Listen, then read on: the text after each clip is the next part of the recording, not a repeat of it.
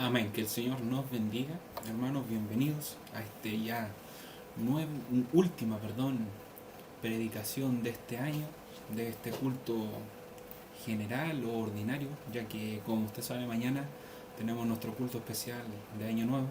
Pero esta predicación, este mensaje, es el último mensaje ordinario del año.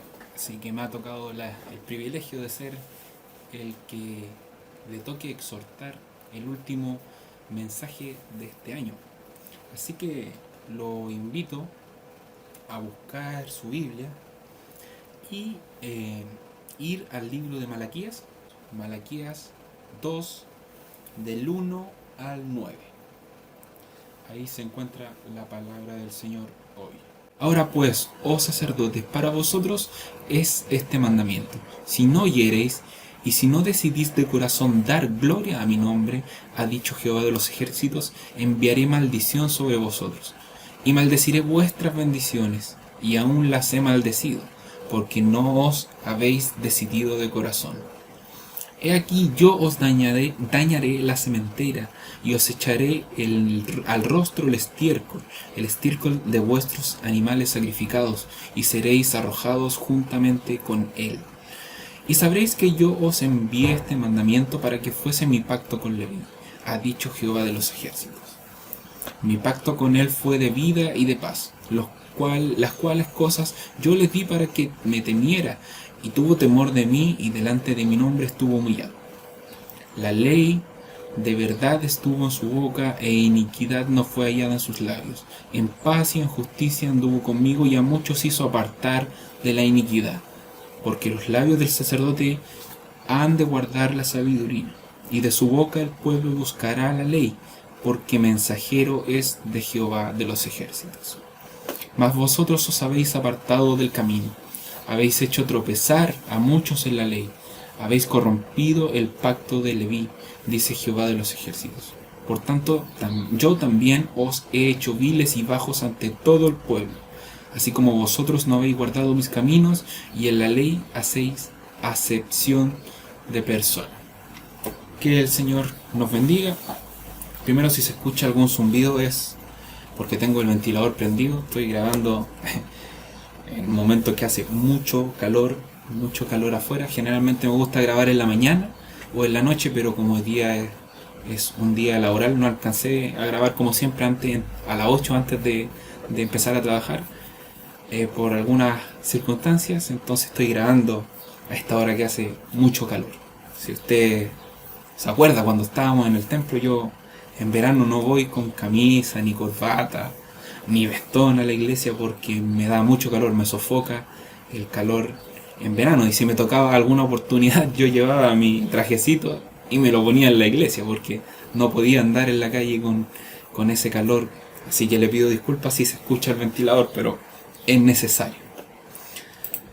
Amén. Si usted se recuerda, hermano, yo le dije que cuando me tocara la predicación a mí, íbamos a estudiar, íbamos a exhortar y leer todo el libro de Malaquías.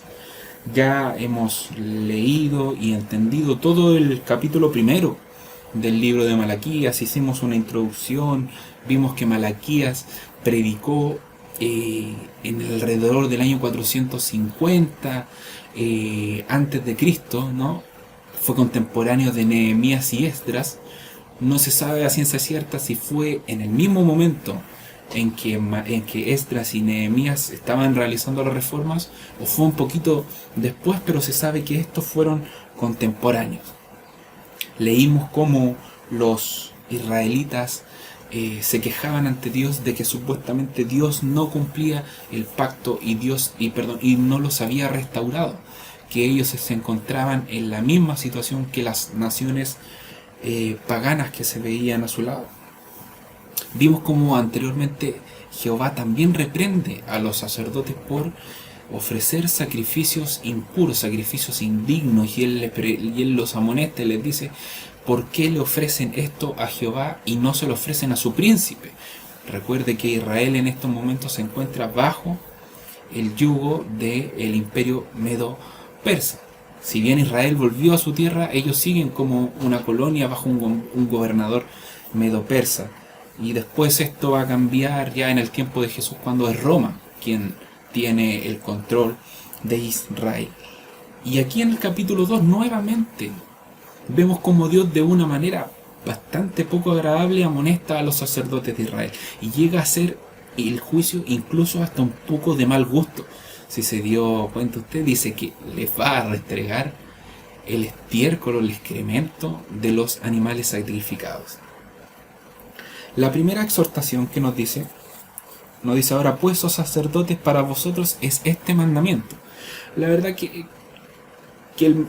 no es un mandamiento en el sentido de que ellos tengan que hacer algo, ¿no? Sino más bien como un mandamiento en señal de juicio, un mandato de disciplina que Dios ejerce sobre sus sacerdotes. Es decir, Dios les dice a sus sacerdotes que escuchen las circunstancias que tendrán que pasar o que vendrán a ellos producto de su pecado.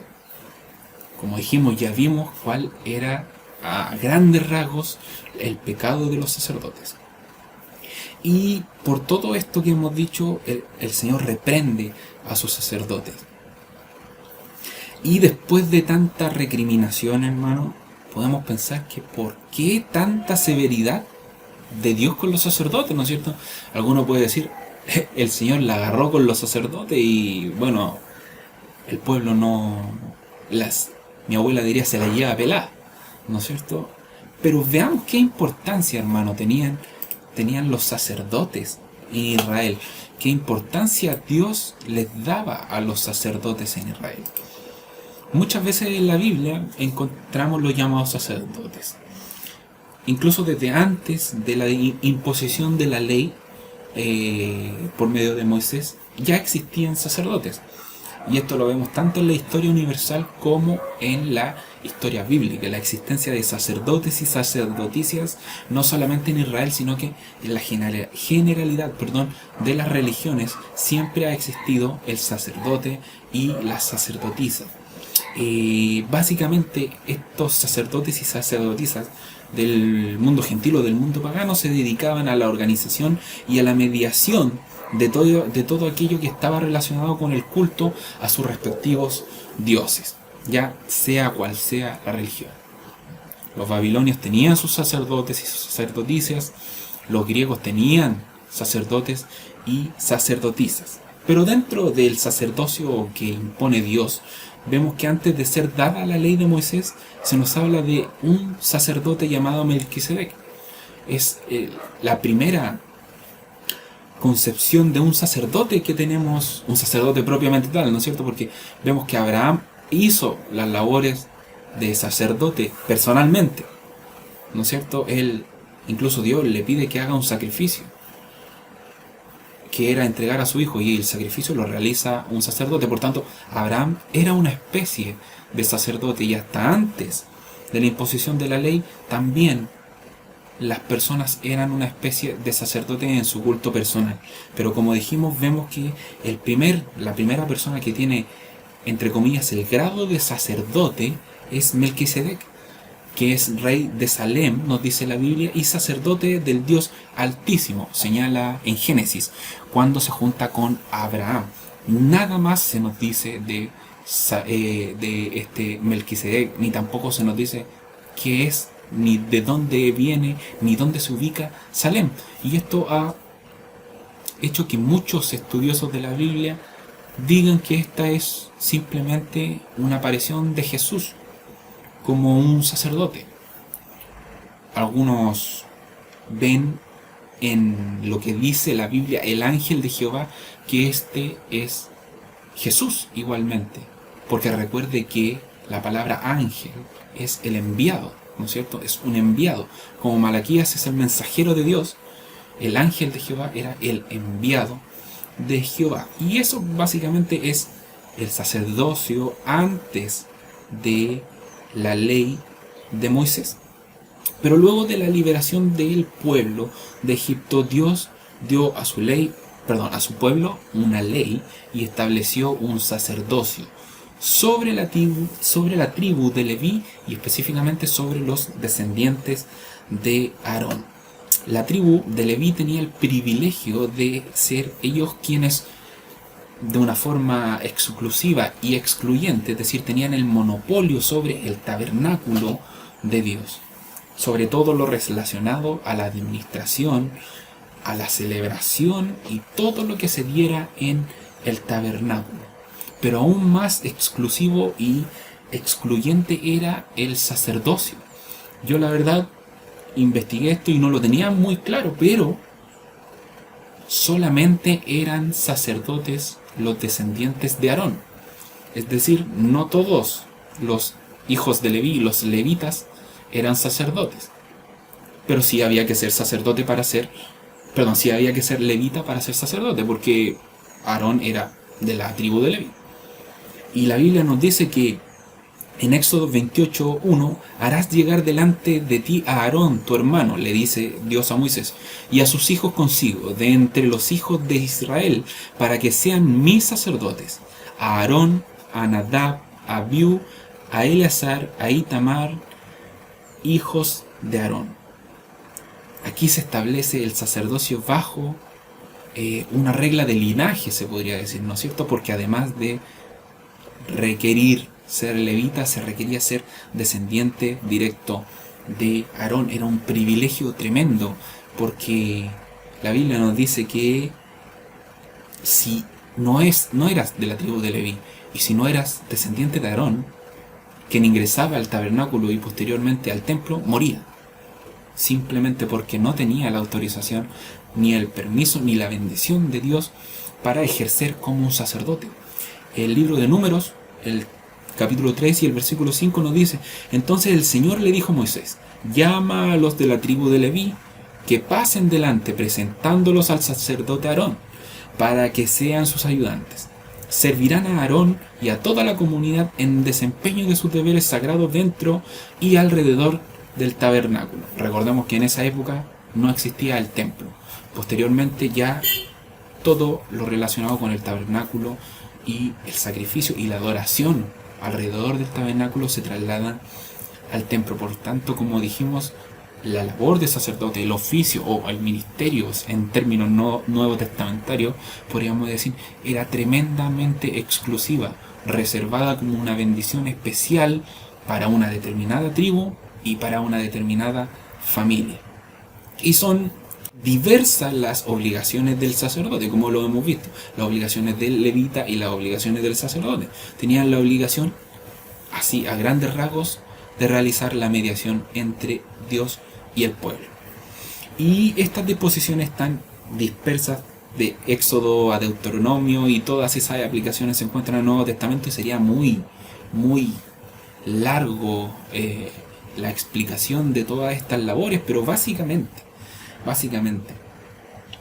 los levitas asistían al sacerdote en todo lo relacionado a la administración del templo, y el sacerdote debía realizar el ritual de los sacrificios dentro, específicamente el sacrificio anual, que era por la expiación de los pecados del pueblo.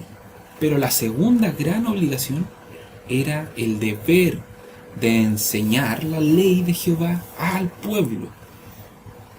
Por tanto, podemos hacer una síntesis, que el desconocimiento y el desvío espiritual de la nación, del pueblo de Dios, en su mayor parte se debía a la negligencia de los levitas y de los sacerdotes en no cumplir con sus obligaciones. Es por esto que Dios, aparte de establecer sacerdotes y levitas, podríamos decirlo en términos humanos, ¿no es cierto?, se ve obligado de tiempo en tiempo a levantar a levantar profetas que no eran sacerdotes, ¿ya?, para que suplieran las deficiencias de los sacerdotes. Si usted se va al al Antiguo Testamento, y va al libro de los profetas, estos profetas no eran los sacerdotes ni los levitas. Estos eran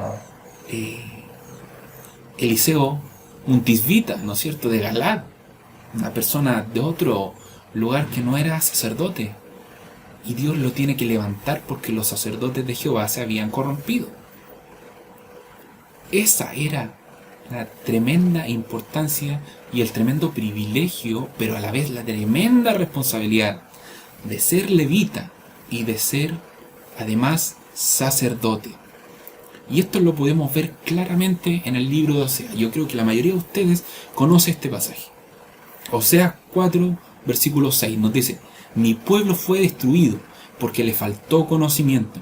Por cuanto desechaste el conocimiento, yo te echaré del sacerdocio, porque olvidaste la ley de tu Dios. También yo me olvidaré de tus hijos. ¿Por qué Dios se iba a olvidar de los hijos?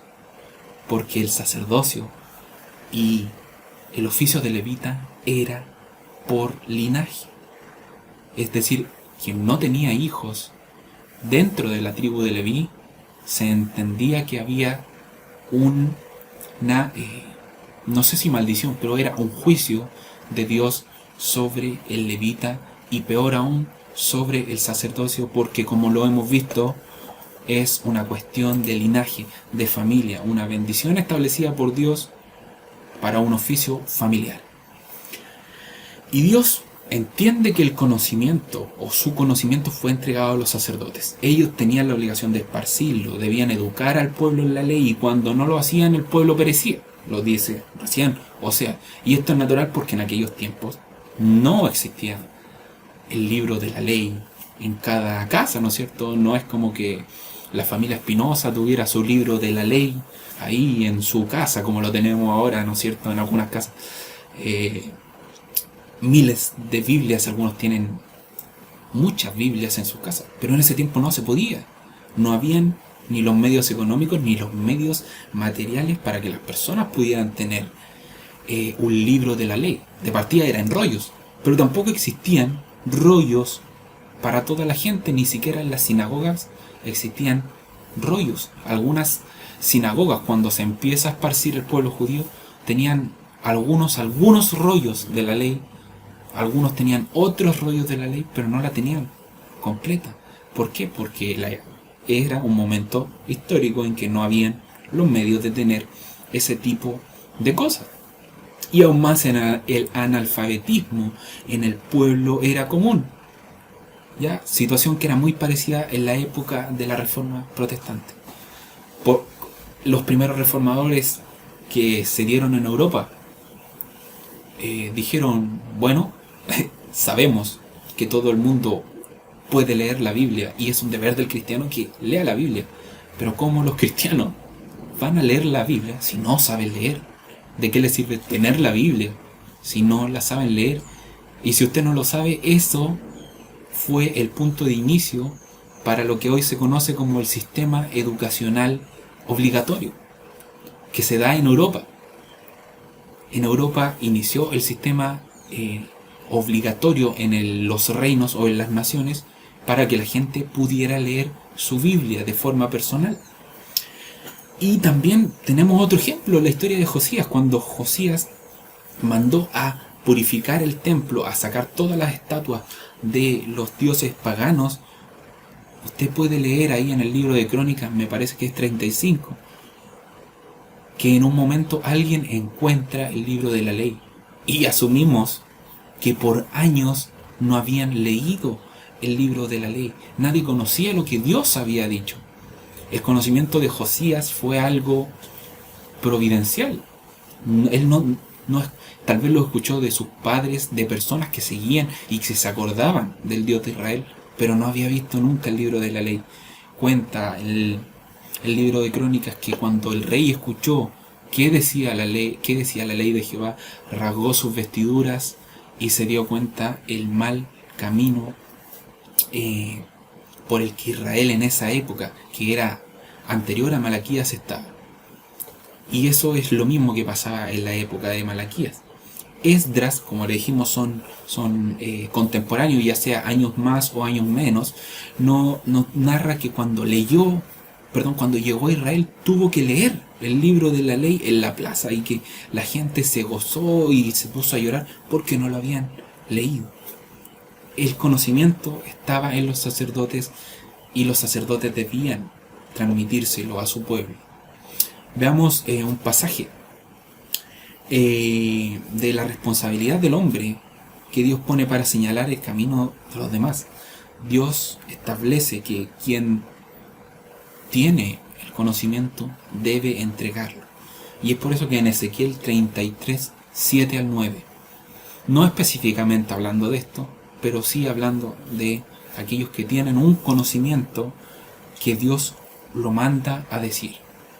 Ezequiel 37, 9. A ti pues, hijo de hombre, te he puesto por atalaya a la casa de Israel, y oirás la palabra de mi boca, y los amonestarás de mi parte. Cuando yo dijera al impío, impío, de cierto morirás, si tú no hablares para que se guarde el impío su camino, el impío morirá por su pecado, pero su sangre yo la demandaré de tu mano.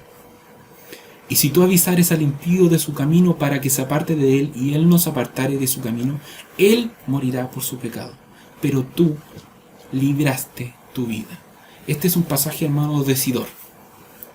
¿Cuál es la responsabilidad que Dios demanda al hombre y que Dios demanda a sus sacerdotes? Y aquí en este caso a sus profetas, que Dios los dice, los grafica como una atalaya, ¿no es cierto?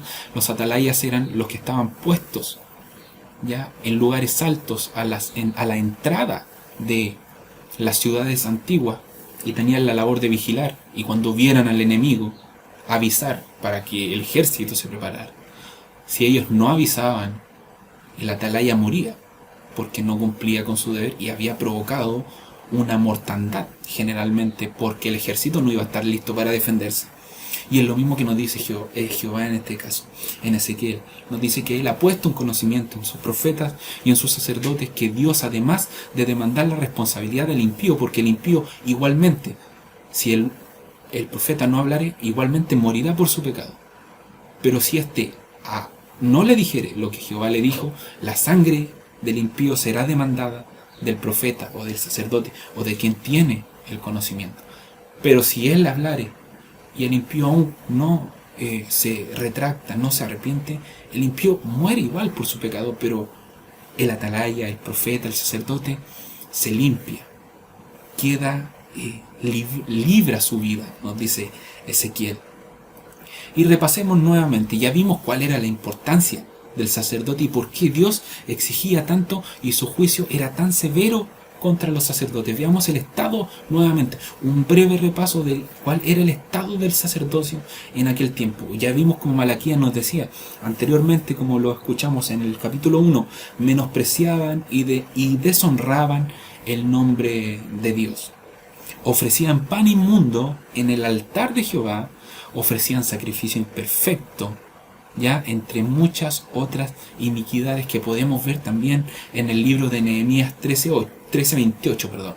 Recordemos que, como dijimos, son contemporáneos. Nos dice Nehemías: y uno de los hijos de Joiada, o Joida, algo así, hijo del sumo sacerdote Eliasib, era yerno de Sanbalat Horonita, por tanto lo ahuyenté de mí. Si usted conoce la historia de Israel, y que nuestro pastor lo ha predicado muchas veces, Sanbalat fue quien se opuso a Nehemías para que restaurara Israel. Nehemías fue con la labor de levantar los muros en Jerusalén, pero cuenta la historia que Sanbalat los atacaba y los hostigaba para que ellos no pudieran nuevamente reconstruir Jerusalén. Entonces el hijo del sumo sacerdote estaba y emparentado con el peor enemigo de Israel. Es decir, estaba el sumo sacerdote y su hijo, que por linaje sería o podría ser sacerdote, emparentado con el enemigo de Israel. Por esto dice Nehemías: lo ahuyenté de mí. Y en ese mismo pasaje nos dice que les prohíbe a los líderes de Israel darle a sus hijos y a sus hijas a los paganos. Se entiende que es matrimonio, ¿no es cierto? Y también Nehemías nos agrega que los hijos de los sacerdotes, la mitad ni siquiera hablaban hebreo, sino que hablaban las lenguas de los pueblos paganos. Ese era el estado del sacerdocio en Israel, y por esto es el juicio tan severo y incluso un poco burlesco. Les dice: les va a refregar el excremento de los animales sacrificados en la cara a los sacerdotes. el juicio de Dios. ¿Qué dice Dios respecto a esto? Por tanto, decimos que el juicio de Dios no era injustificado. Si usted lo lee y le puede parecer un poco fuerte, a mí me pareció fuerte. Yo dije, el Señor la agarró con los sacerdotes, pero este era el estado de el sacerdocio en Israel. Como hemos visto, era deplorable. Y por tanto, la consecuencia obvia era que el pueblo se iba a desviar y el pueblo iba a perecer. Y es por esto que Malaquías dice, si no oyereis y si no decidís de corazón dar gloria a mi nombre, ha dicho Jehová de los ejércitos, enviaré maldición sobre vosotros y maldeciré vuestras bendiciones, y aún las he maldecido porque no os habéis decidido de corazón. ¿Decidido qué? Dar gloria al nombre de Jehová. ¿Cómo? Cumpliendo y haciendo cumplir su ley. He aquí yo os dañaré la sementera y os echaré al rostro el estiércol de vuestros animales sacrificados, y seréis arrojados juntamente con él. Podemos ver acá que Dios no maldice a su pueblo, ni maldice a los sacerdotes. Si usted lee, dice, yo envié maldición. ¿Y a dónde? A la bendición. Dios no maldice a su pueblo. ¿Cuáles bendiciones? Aquellas que Dios había prometido en su pacto. Recordemos que ellas estaban sujetas a la obediencia de la ley. Si un pueblo obedecía, era bendecido, era prosperado. Dice, bendita será tu alteza de amasar, el vientre de tu mujer, y un montón de bendiciones. Pero si desobedecían, dice la Biblia que lo que le esperaba al pueblo eran las mismas maldiciones que el Señor había realizado sobre Egipto. El primer juicio, cuando dice maldecirás tu sementera, tiene una connotación sobre la profesión del levita y del sacerdote. Ya otra Biblia, la NBI, lo dice, maldeciré tu descendencia. A eso hace alusión. Y es claro, lo hemos visto todo este rato. ¿Por qué? Porque va en contra del honor de los sacerdotes. Ya, como dijimos, la profesión de levita era por linaje. El sacerdote veía como una bendición por el solo hecho de ser descendiente de Aarón. Por tanto, si Dios no les permitía tener hijos, los cuales deberían de entenderse como un juicio de Dios sobre los malos sacerdotes y sobre los malos levitas. Una de las bendiciones, como dije, del pacto de Dios con Israel era que el vientre de las mujeres sería fecundo y que Israel tendría una descendencia prolífica. Pero en resumidas cuentas, el juicio de Dios era hacia el honor de los sacerdotes. Por eso les dice que los hace más adelante indignos frente a todo el pueblo. Y en la parte más fuerte nos dice Malaquías que el estiércol de los animales sería echado sobre su rostro. Y esto es una ironía de Dios. Ya vimos que el juicio anterior hacia los profetas fue sobre los sacrificios impuros, y la ley decía que el animal sacrificado obviamente iba a tener excremento en su intestino, y ese excremento debía ser arrojado a las afueras del campamento o a las afueras de la ciudad, si fue en el desierto o ya como Israel como nación. Y es una ironía, porque Dios va a arrojar el excremento del animal impuro, imperfecto que ellos le ofrecían, se los va a tirar en el rostro, y juntamente con él iban a ser tirados fuera del campamento o fuera de la ciudad. Es una ironía, que es un juicio en el que Dios desprecia a sus sacerdotes. Amén. Y esa entonces es la consecuencia de no haber glorificado a Dios, es decir, de no haber honrado el pacto que Dios había hecho con Israel cuando recibieron su ley. Malaquías termina con las palabras: mas vosotros os habéis apartado del camino. Antes de hablar de el sacerdocio ideal, habéis hecho tropezar a muchos en la ley y habéis corrompido el pacto de Leví, dice Jehová de los ejércitos. Por tanto, yo también os he hecho viles Ya vimos por qué, porque no iban a tener descendencia. Y bajos ante todo el pueblo, así como vosotros no habéis guardado mis caminos, en la ley hacéis acepción de personas. Amén. Nos dice la Biblia que no tan solo había problemas de sacrificio, sino que había además pecado de acepción de personas, que básicamente es tratar mejor a una persona que a otra, ya sea por su raza, por su cultura o por su nivel socioeconómico. Y luego Dios comienza a hablar de el pacto que había hecho con Israel, con los sacerdotes. Y el mismo pacto que los sacerdotes en este momento estaban violando y por el cual Dios los estaba juzgando. Y es así que en el capítulo 2 y el versículo 4 y 5 nos dice: y sabréis que yo os envié este mandamiento, es decir, este juicio, para que fuese mi pacto con Leví. Así ha dicho Jehová de los ejércitos. Es decir, ¿por qué venía el juicio? ¿Por qué venía la maldición a sus bendiciones?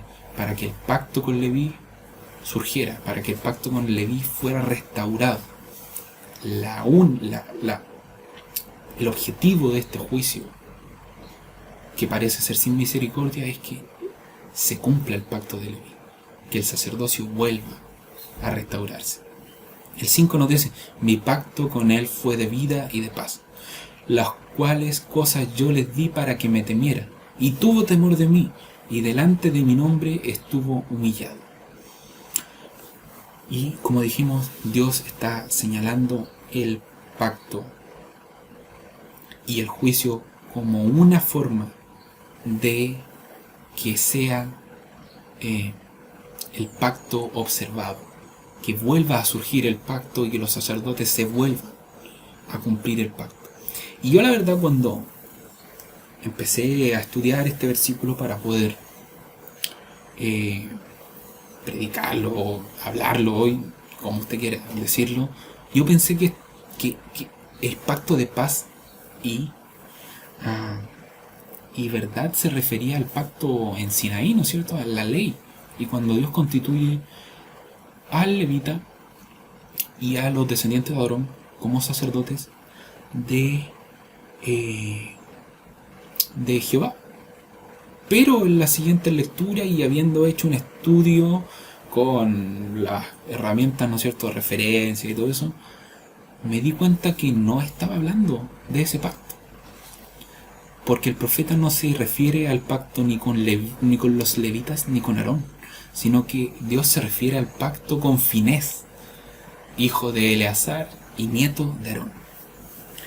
El libro de Números nos relata que, estando Israel en el desierto, comenzaron a relacionarse con las mujeres de Moab, y estas mujeres los hicieron que fueran en pos de sus dioses y a sacrificar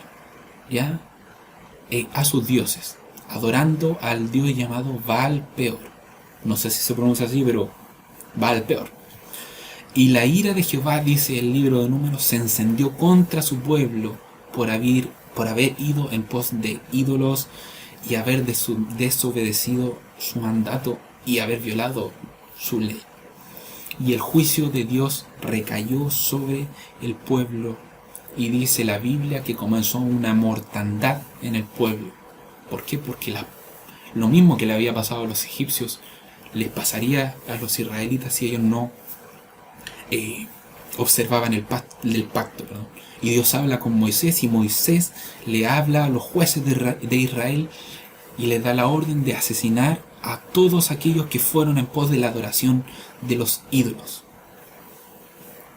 Y nos dice la Biblia que aun cuando se había hecho el juicio, nos relata la Biblia que un israelita llevó a una moabita a su tienda, es decir, básicamente se llevó a una mujer para, obviamente, tener relaciones sexuales. La Biblia no lo dice así, pero es para eso. Y dice que esto se realizó ante los ojos de Moisés y ante los ojos de todo el pueblo. Dios había prohibido a los hombres y a las mujeres mezclarse con los pueblos paganos. Pero dice la Biblia que todos habían visto este pecado. Pero Finés, como dijimos, hijo de Eleazar, nieto de Aarón, ambos sacerdotes de Israel, lo vio y se indignó. Dice que ardió la ira o el celo de Jehová en Finés y tomó una lanza y los traspasó o los alanceó al hebreo y a la mujer pagana. Y nos dice el libro de Números, en el capítulo 25, del 10 al 13.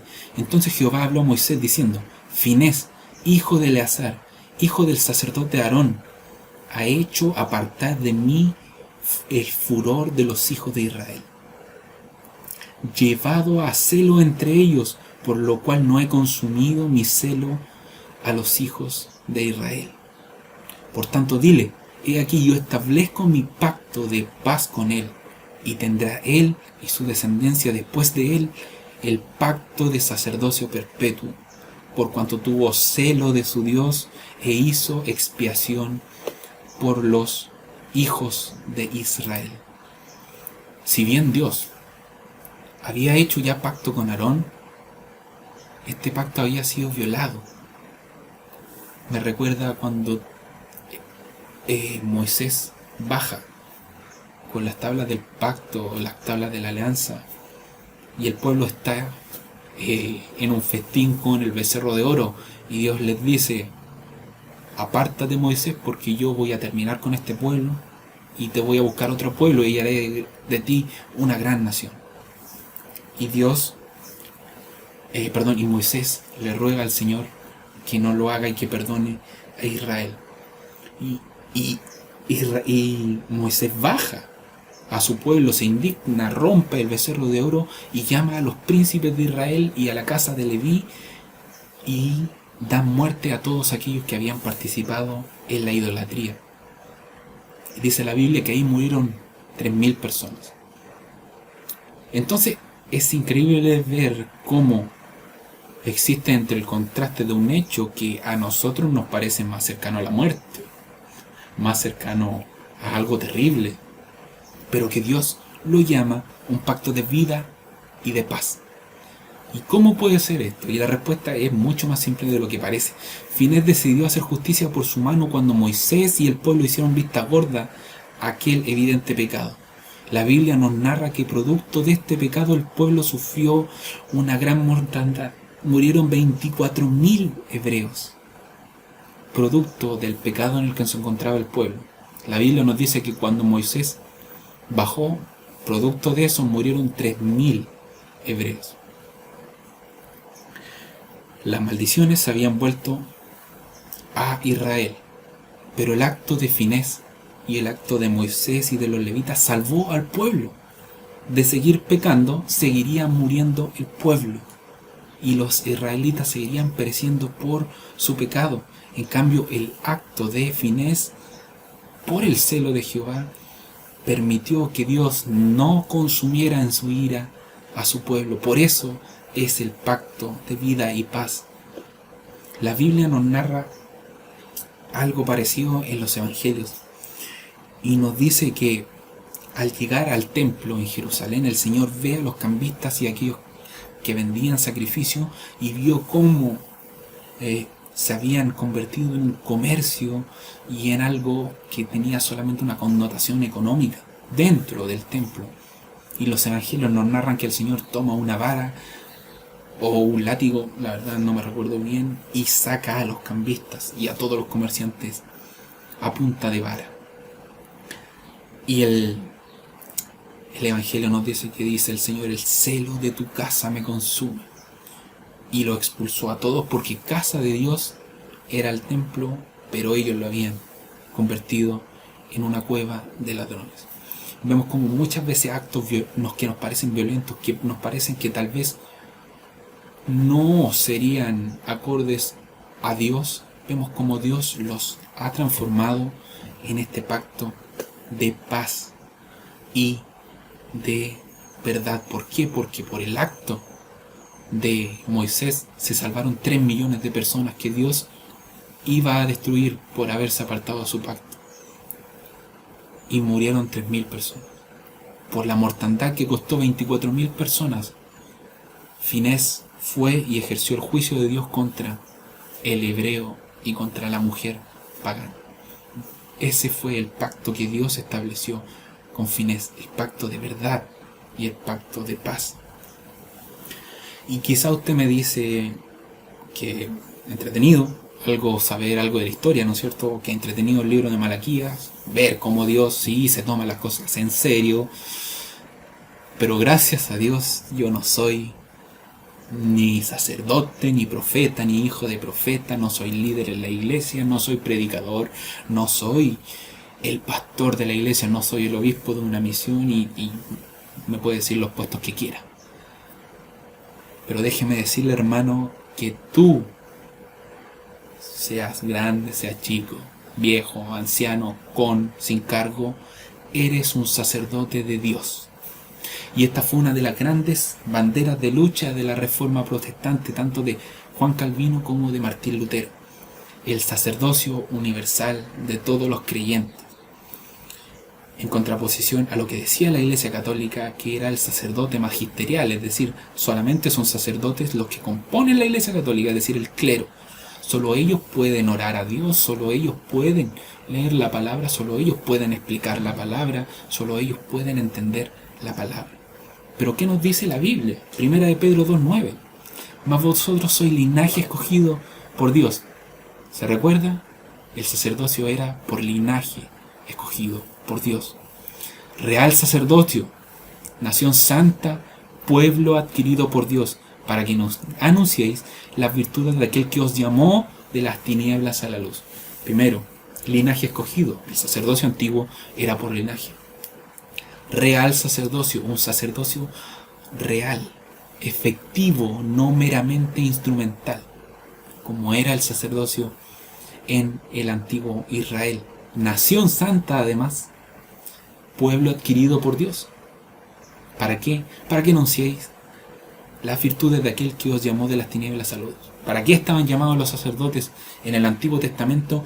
Para aplicar el sacrificio y para anunciar la ley que Jehová había dado a Israel. ¿Para qué está llamado usted como sacerdote? Para anunciar las virtudes de aquel que os llamó de las tinieblas a su luz admirable. Primera de Pedro 2:9. Ya no existe un monopolio radicado en una familia o en un determinado hombre. La Biblia nos dice que en Cristo tenemos la libertad para entrar al trono de la gracia. El sacerdocio está radicado solamente en una familia. ¿Cuál? La familia de Cristo. ¿Ya? La familia de Dios, a los hijos adoptivos de Dios, todos ellos son sacerdotes. El sacerdocio universal de todos los creyentes. Por eso usted puede y debe leer su Biblia. Por eso usted puede y debe sacrificar alabanza a Jehová. Por eso usted puede y debe predicar. Porque usted puede, porque ya el sacerdocio no es un monopolio de una determinada linaje. Porque usted debe, porque era la labor del sacerdote. Amén. En este nuevo pacto no tenemos más limitancia que la única mediación, que es de Cristo como nuestro único y real sumo sacerdote. La Biblia nos dice que somos libres para entrar al trono de la gracia, somos libres para entrar al Padre solamente a través de Cristo Jesús. Ya no a través del sacerdote, ya no a través del pastor, del líder de la iglesia, que le puede dar muy buenos consejos, que le puede dar muy buena enseñanza, pero usted puede entrar directamente a hablar con Dios a través de la oración, puede directamente escuchar a Dios a través de la palabra que Él ha escrito, puede directamente alabar a Dios, ya no dando muerte a un cabrito, a una palomilla, sino alabando su nombre donde quiera que usted se encuentre. Dios nos ha constituido sus mensajeros y sus sacerdotes en este nuevo pacto. Y recordemos que Jesús en la ascensión nos da la gran comisión, es decir, predicar las buenas nuevas por todos los lugares del mundo.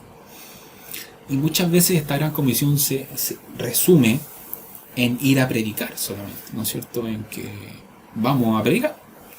Pero la verdad es que no es tan solo ir a predicar usted como persona, ir, caminar y ir, decir, Dios te ama, Dios salva, en Cristo hay salvación, lo que usted pueda pensar, sino que la importancia no es solamente el mensaje que lleva, sino que además es importante el mensajero. Requiere que el mensajero, es decir, el sacerdote, sea digno, igual como el sacerdote que entraba al lugar santísimo. Los evangelios nos llaman a ser imitadores de Cristo, tanto en la conducta como en la obediencia. Incluso Pablo nos llama a ser imitadores de Pablo. ¿Por qué? Porque él era imitador de Cristo. Él no está jactándose de sí, sino que él dice, si ustedes quieren buscar a alguien a quien imitar, imítenme a mí, porque yo imito a Cristo. Yo trato a lo mejor de imitar a Cristo, y qué bonito sería que nosotros le pudiéramos decir a nuestros hermanos, hermano, imítame a mí porque yo soy un imitador de Cristo. Y para terminar el mensaje podríamos terminar ya con los versículos que están al medio de Malaquías 2, del 1 al 9, que son aquellos que nos hablan del ideal del sacerdote, para qué Dios había constituido sacerdotes y qué esperaba Dios de sus sacerdotes. La ley de verdad estuvo en su boca e iniquidad no fue hallada en sus labios, hablando de Finés, ¿no es cierto? Y de el pacto que hizo Dios con Leví. En paz y justicia anduvo conmigo y a muchos hizo apartar de la iniquidad. Por eso, lo que hizo Finés, lo que hizo Moisés, lo que hizo el sacerdocio inicial, fue un pacto de vida y paz, porque hizo apartar a muchos de la iniquidad. Porque los labios de los sacerdotes han de guardar la sabiduría, y de su boca el pueblo buscará la ley, porque mensajero es de Jehová de los ejércitos. Esto es lo que esperaba Jehová de sus sacerdotes, que en su boca hubiera sabiduría, y que cuando el pueblo acudiera a ellos, encontraran la ley, y su pueblo tuviera conocimiento y no pereciera, porque ellos eran mensajeros de Jehová. Ellos llevaban el mensaje de Jehová para Israel, al igual como hoy nosotros llevamos el mensaje de Dios y de Jesús para la iglesia, la grata nueva de salvación, y a los que ya son salvos, un mensaje para su santificación y para su posterior glorificación cuando venga el Señor. Así que hasta aquí ha llegado este mensaje. La verdad, no sé si habrá sido breve o habrá sido muy largo. Lo veré cuando vea la predicación. Y hemos terminado Malaquías 2, 9. Espero que le haya gustado, que haya entendido, que lo pueda aplicar en su vida, y que hoy día ya no diga yo no soy pastor, yo no soy hermano, no estoy en posición de líder, sino que usted diga yo soy sacerdote del Dios Santísimo, ya comisionado para llevar las nuevas de aquel que lo trajo de la luz, de las tinieblas a la luz. Así que el Señor lo bendiga. Vamos a orar para terminar este servicio.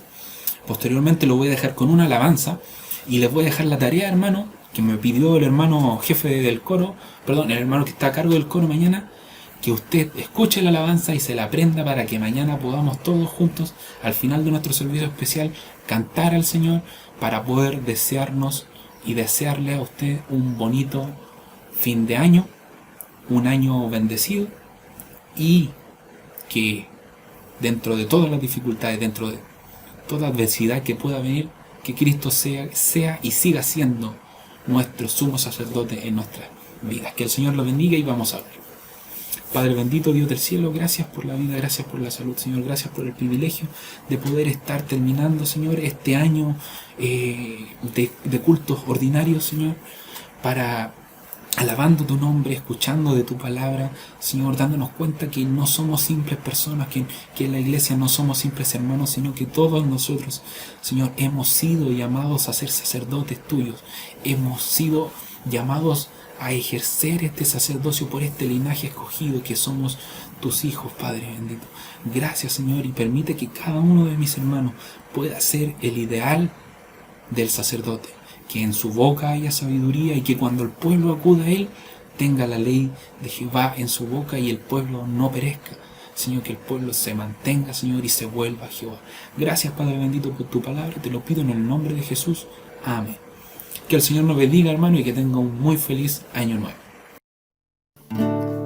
Que lo viejo de este mundo alabe, juntamente con el año que se va.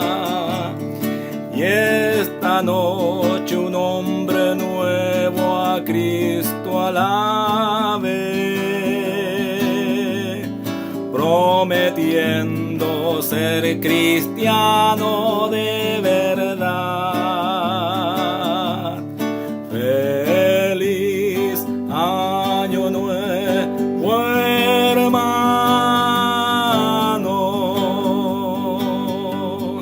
con Cristo les deseamos, y muy grandes bendiciones para vuestros corazones. Que el rencor del débil corazón se convierta esta noche en amor, y marchando todos juntos en comunión, agrademos y sirvamos al Señor. Feliz año nuevo, hermanos,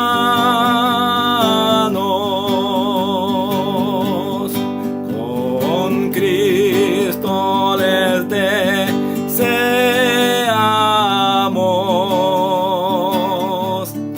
y muy grandes bendiciones para vuestros corazones. Combatamos con gran decisión el poco ánimo en la vida espiritual, y Jesús así en la hermosa Sión nos dará una morada eterna. Feliz año nuevo, hermanos, con Cristo les deseamos,